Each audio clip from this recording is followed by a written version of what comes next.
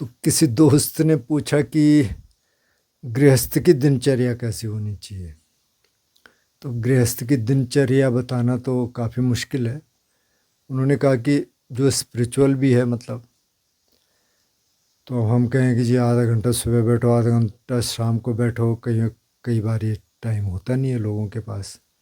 तो इसमें ये है कि एक पांचशील है कि हत्या नहीं करेंगे, चोरी नहीं करेंगे, व्यभिचार नहीं करेंगे, झूठ नहीं बोलेंगे और नशा नहीं करेंगे।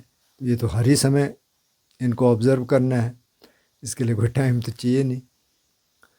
एक तो वहाँ से शुरू करें। उससे भी पहले बुद्ध कहते हैं कि दान देने की भावना वो करे, जितना हो सकता है मदद करें, मतलब लोगों की। और फिर अगर हो सकता है तो ध्यान करें, कम से कम 20-30 मिनट का टाइम निकाले अपने लिए और ध्यान करें तो वो अच्छा रहेगा। बाकी थोड़ा कोशिश करें कि जो और चीज़ें हैं, जैसे अब आजकल फ़ोन बहुत देखते हैं लोग, टीवी पता नहीं कितना देखते होंगे, शायद देखते होंगे, उसको थोड़ा कम करके थोड़ा इस साइड को थोड़ा अपना ध्यान लगाएं कि मतलब थोड़ा ध्यान के बारे में सुने, ध्यान के बारे में और कंटेम्पलेट करें, कैसे आप इसको बढ़ा सकते हैं, कैसे ये जीवन में उतरे, कैसे आपके परिवार में आए।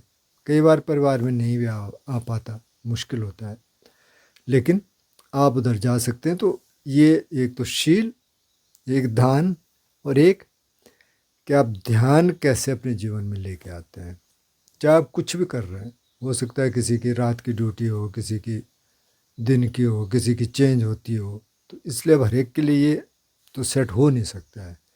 जिसके पास पूरा टाइम है उसके लिए तो कह सकते हैं कि जैसे बुद्ध पे हमने बनाया था कि बुद्ध कैसी दिनचर्या थी बुद्ध की, तो बहुत सारे लोग उस दिनचर्या पे चलते हैं, लेकिन ये हर एक के लिए तो हो नहीं सकता है। गृहस्थों के लिए बहुत काम होते हैं, तो इसलिए बुद्ध ने ये मॉडल दिए कि वह दानशील भावना, पहले तो दान देना शुरू करो, सीखो दूसरे की हेल्प करना, फिर ध्यान को जीवन में लाओ, फिर शील का पालन करो दूसरा, और फिर ध्यान, फिर ध्यान आएगा ज़िंदगी में धीरे धीरे, अगर आपकी इंटेंशन होगी तो बेसिकली गृहस्थ के लिए ये मॉडल है।